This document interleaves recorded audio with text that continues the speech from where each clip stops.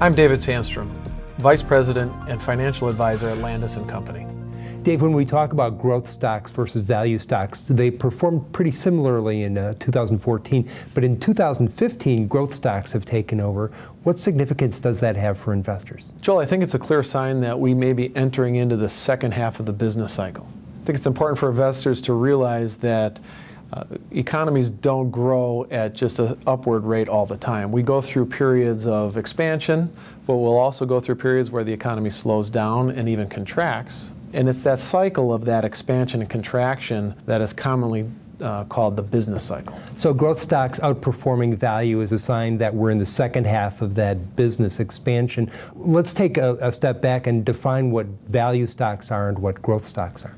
So value stocks, by definition, carry a lower than average PE. A lot of times it's dividend-paying stocks, stocks that are deemed to be underpriced, basically. Investors go to those to feel like they're getting a good deal. And they have, over time, been one of the best performing classes out there. Growth, on the other hand, is something that you're going to be paying a higher PE for because it's going to be a company that is growing faster than the average company, and investors are willing to pay a little bit of a premium for that growth. Can you give some examples of value stocks and growth stocks? Value industries would be financials, utilities, companies that pay dividends. On the growth side, you're looking at pharmaceuticals, technology stocks, companies that are really growth-oriented.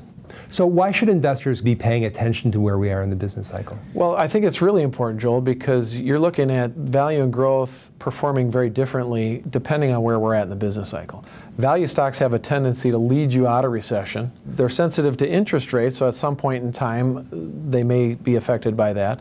And growth stocks have a tendency to really help us in that expansionary phase and take over for value at that point. They also have a tendency to drop rather quickly as recessions approach, so you have to be careful. So knowing all that, what should investors be doing?